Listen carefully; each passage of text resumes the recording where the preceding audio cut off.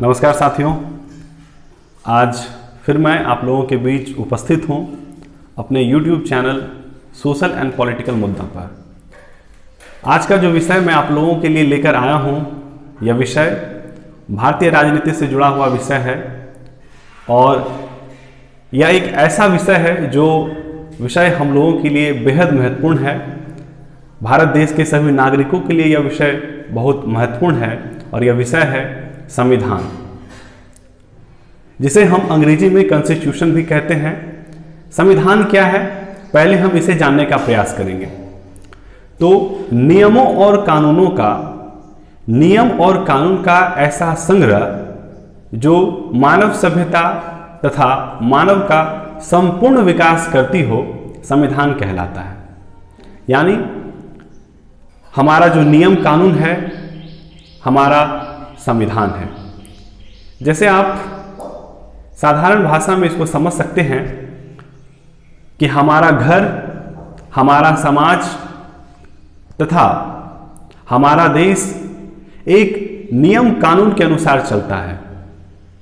हम सारे नियम कानून को फॉलो करते हैं। क्यों? क्योंकि हमारे संविधान में लिखा हुआ है कि हमें नियम कानून को मानना होगा। इसके साथ ही साथ सबसे बड़ी बात यह है कि हमारा संविधान, भारत का संविधान, इस पूरे विश्व में सबसे बड़ा संविधान है, सबसे स्पष्ट संविधान है। लगभग 2 साल 11 महीने 18 दिन के अंतराल में हमारा संविधान बना और 26 जनवरी 1950 को हमारा संविधान लागू हुआ। इस इतने बड़े लोकतंत्र के लिए एक शायर ने बहुत अच्छी बात कही थी कि मैं तेरे सारे सवालों का जवाब मैं हूं, तेरे सारे सवालों का जवाब मैं हूं, कभी वक्त मिले तो पढ़ना, मैं भारत का संविधान हूं। बिल्कुल सही कहा उस शायर ने कि हमारा संविधान एक ऐसा अनोखा संविधान है जिसमें काफ़ी अस्पष्टता है। अभी वर्तमान में जो व्यवस्था चल रही है, चाहे वह राजनीतिक व्यवस्था हो, सामाजिक व्यवस्था हो, आर्थिक व्यवस्था हो, सभी का वर्णन हमारे संविधान में किया गया है। इसलिए यह काफ़ी गौरव का विषय है कि हम इतने बड़े लोकतंत्र में रहते हैं जहां पर इतना अच्छा संविधान है, इतनी अच्छी संवैधानिक व्यवस्था है। हर किसी के लिए, समाज के हर वर्ग के लिए, हर धर्म के लिए, हर समुदाय के लिए संविधान में अच्छे ढंग से उसके विकास का, उसके उन्नति का वर्णन किया गया है। इसलिए हम कहते हैं कि भारत का संविधान सबसे बड़ा, सबसे विशाल और सबसे अनोखा संविधान है। तो आइए जानते हैं कि हमारे संविधान का क्या क्या विशेषता है। संविधान की विशेषता के पहले मैं आप लोगों को अच्छे ढंग से उल्लेख कर दूं कि संविधान के प्रकार कितने होते हैं। संविधान के 2 प्रकार होते हैं, पहला लिखित संविधान और दूसरा अलिखित संविधान। लिखित संविधान में क्या होता है कि उसमें एक अस्पष्टता होती है, उसमें एक वैज्ञानिकता होती है, उसमें एक आधुनिकता होती है। यानी समय जिस प्रकार परिवर्तन करता है, उस ढंग से हम संविधान का निर्माण किए, नए नए वैज्ञानिक पद्धतियों को हमने संविधान में अपनाया है, नए नियम कानून को हमने संविधान में अपनाया है।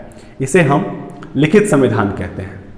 और अलिखित संविधान में क्या है कि पुरानी परंपरा जो चली आ रही है पीढ़ी दर पीढ़ी से, उन्हीं परंपराओं को लेकर चलना ही अलिखित संविधान कहलाता है। अधिकतर देशों में लिखित संविधान है और कई ऐसे देश हैं जहां पर अलिखित संविधान है। साधारण शब्द में हम यही कहना चाहेंगे कि लिखित संविधान का अपना एक अधिक महत्व होता है। महत्व इसलिए क्योंकि लिखित का वर्णन हम स्वीकारते हैं और मौखिक शब्द का प्रयोग उतना लोग स्वीकार नहीं करते हैं। इसलिए लिखित संविधान का काफ़ी अधिक महत्व है, लेकिन संविधान का काफ़ी अधिक अस्पष्टता है। इसलिए भारत का संविधान, इतने बड़े लोकतंत्र का संविधान, जिसे 2 साल 11 महीने 18 दिन के अंतराल में इसे पूरा किया गया था, यह काफ़ी गौरव का विषय है। और मैं संविधान सभा के सभी सदस्यों का, जितने भी लोग संविधान को लिखने में, पढ़ने में जुड़े हुए थे, मैं उन सभी का काफ़ी धन्यवाद, इसके साथ साथ आभार भी प्रकट करता हूं कि हम लोगों को इतनी अच्छी व्यवस्था, इतने अच्छे संविधान को संविधान सभा ने दिया। क्योंकि अभी वर्तमान की जो अगर हम स्थिति देखें तो कोई ऐसा नेता नहीं है जिसका तुलना हम पहले के नेताओं के साथ कर सकें। अभी हर कोई राजनीति के जरिए कहीं ना कहीं भ्रष्टाचार कर रहा है, हर जगह घोटाला हो रहा है। तो पहले के तुलना में और अभी की तुलना में राजनेताओं में भी भिन्नता है। लेकिन मैं इन सब बातों से हटकर मैं अपने टॉपिक पर आता हूं कि हमारा संविधान, उस टाइम के जो राजनेता हुआ करते थे, काफ़ी दार्शनिक, काफ़ी बौद्धिक स्तर उन लोगों का काफ़ी उच्च होता था। हमारे संविधान को बनाने में संविधान सभा की बहुत ही महत्वपूर्ण भूमिका रही है। सभी लोग बहुत अधिक परिश्रम किए। अनेक देशों के संविधानों का अध्ययन करने के बाद हमारे देश के संविधान का गठन हुआ है। संविधान के इस प्रारूप को समझना कठिन, बहुत कठिन है, लेकिन इसमें इतनी अस्पष्टता है कि आप संविधान को आसानी से समझ सकते हैं, आसानी से उसका अध्ययन कर सकते हैं। आज अगर मैं संविधान की विशेषताओं का बात करूं तो हमारे संविधान में अनेक ऐसी विशेषताएं हैं जिसका वर्णन करना बहुत बड़ी बात होगी। जैसे हमारे देश के संविधान में हम लोगों को जो सबसे बड़ी और महत्वपूर्ण विशेषता मिली है वह विशेषता है मौलिक अधिकार को लेकर के। अगर आप मौलिक अधिकार को पढ़ते हैं और मौलिक अधिकार का आप अगर अध्ययन करते हैं तो उसमें आपको पता चलेगा कि हमारे संविधान ने, हमारे पूरे जो संविधान सभा के जो सदस्य थे उन लोगों ने कितनी अस्पष्टता के साथ हम लोगों को सारी सुख सुविधा हमें मौलिक अधिकार के जरिए ही हम लोगों को दिया है। आज यदि किसी भी व्यक्ति के साथ किसी भी प्रकार का अन्याय होता है, किसी भी छात्र को यदि शैक्षणिक व्यवस्था में कुछ सुधार चाहिए, यदि उसे किसी भी प्रकार का आर्थिक मदद चाहिए, तो हम संविधान के जरिए अपना अधिकार मांग सकते हैं। आज जो हम इतनी व्यवस्थित व्यवस्था को अपने समाज में देखते हैं तो यह कहीं ना कहीं हमारे संविधान का ही देन है कि आज भारत इतने बड़े लोकतंत्र को लेकर के चल रहा है। इतनी अधिक जनसंख्या वाला देश होकर के भी हमारे देश में एकता और अनेकता का समन्वय है। हमारा देश भारत और भारत का संविधान पूरे दुनिया में एक अहम विषय और अहम भूमिका निभाता है। और यह अहम भूमिका इसलिए निभाता है क्योंकि हमारे जो संविधान सभा के जो सदस्य थे उन्होंने ज़्यादा समय लेते हुए बहुत अच्छे प्रकार से अध्ययन करने के बाद हमारे संविधान का गठन किया। भारत का संविधान का गठन हुआ जिसमें हर एक व्यवस्था को व्यवस्थित ढंग से रखने का प्रयास किया गया। जैसे हम देख सकते हैं कि भारत का जो शासन पद्धति चलता है, भारत का जो राजनीति चलता है, उसमें तीन महत्वपूर्ण भूमिका होती है, तीन अंगों की महत्वपूर्ण भूमिका होती है। पहली विधायिका, दूसरी कार्यपालिका और तीसरी न्यायपालिका। ये तीन व्यवस्था मिलकर हमारे देश को चलाते हैं। लेकिन उस व्यवस्था को, उस शक्ति को कंट्रोल कौन करता है? तो कंट्रोल करता है हमारा संविधान। आज कोई भी प्रशासनिक अधिकारी हो या समाज में कोई भी तबका क्यों ना ज़्यादा ताकतवर हो, सभी संविधान के अनुरूप चलता है। आज हम अगर देखें तो भारत का प्रधानमंत्री, भारत के राष्ट्रपति तथा अनेक राज्यों के जो मुख्यमंत्री होते हैं, जो राज्यपाल होते हैं, जो एमएलए होते हैं, जो सांसद होते हैं, सभी कोई संविधान का पालन करते हैं। और हम देखते भी हैं कि जब इन लोगों को शपथ दिलाया जाता है तो सभी मंत्री, सभी सदस्य, जितने भी सदस्य चुनाव में जीतते हैं, सभी कोई संविधान का शपथ लेते हैं कि मैं बनाई हुई विधियों का मैं पालन करूंगा, मैं संविधान का अनुसरण करूंगा और मैं संविधान का पालन करूंगा। देश की सुरक्षा, देश की व्यवस्था को अच्छे ढंग से अक्षुण्ण बनाए रखूंगा, देश की गरिमा को बनाए रखूंगा, ऐसा सभी कोई शपथ लेते हैं। तो यह बहुत ही अच्छा विषय है कि हमारा संविधान इतना व्यवस्थित है। और सबसे बड़ी जो इसमें महत्वपूर्ण भूमिका है वह भूमिका है हमारे संविधान सभा के सदस्यों का, जिन्होंने इस अलौकिक लोकतंत्र में एक ऐसे लिखित व्यवस्था को यहाँ पर लाकर अस्थायी कर दिया है जो इतने बड़े लोकतंत्र को लेकर चल रही है। देखिए, लिखित संविधान का अपना एक महत्वपूर्ण भूमिका होता है। लिखित संविधान में क्या है कि नियम कानून, सारे नियम कानून लिखित हैं। यदि किसी व्यक्ति को मौलिक अधिकार मिलना है, यदि किसी व्यक्ति को नीति निर्देशक तत्व से अगर उसको लाभ दिलाना है, या किसी भी प्रकार का लोगों का क्या क्या मौलिक कर्तव्य होगा, सारी व्यवस्थाओं को संविधान में लिखा गया है। संविधान का जब आप अध्ययन करेंगे तो उसमें न्यायिक व्यवस्था, वित्तीय व्यवस्था, चुनाव व्यवस्था, यानी कि एक अच्छे समाज को चलाने के लिए जो जो नीतियां होनी चाहिए, जो जो परंपराएं होनी चाहिए, सभी को हमारे संविधान में सम्मिलित किया गया है। इसलिए हम कहते हैं कि भारत का संविधान काफ़ी अनोखा संविधान है। एक बार मैं फिर से आप लोगों के बीच स्पष्ट कर दूं कि संविधान क्या है। तो नियमों और कानूनों का ऐसा संग्रह, नियम और कानून का ऐसा संग्रह जो संपूर्ण मानव सभ्यता तथा मानव का संपूर्ण विकास करती हो, संविधान कहलाती है। पहले के टाइम में क्या था ना कि राजतंत्र में जो व्यवस्था थी वो राजतंत्रात्मक व्यवस्था थी। राजा सर्वोच्च माना जाता था, और राजा जो है क्या है कि राजा को बहुत अनेक कार्य करने पड़ते थे। राजा को युद्ध के क्षेत्र को भी देखना पड़ता था, राजा को वित्तीय क्षेत्र भी देखना पड़ता था, तथा राजा को अनेक ऐसे राजतांत्रिक व्यवस्था को देखना पड़ता था। इसलिए राजा उतना सटीक ढंग से, पहले तो वहाँ लिखित कोई संविधान नहीं हुआ करता था राजतंत्र व्यवस्था में, तो राजा जो कि है कई ऐसे नियम कानून बनाकर वो खुद भूल जाता था।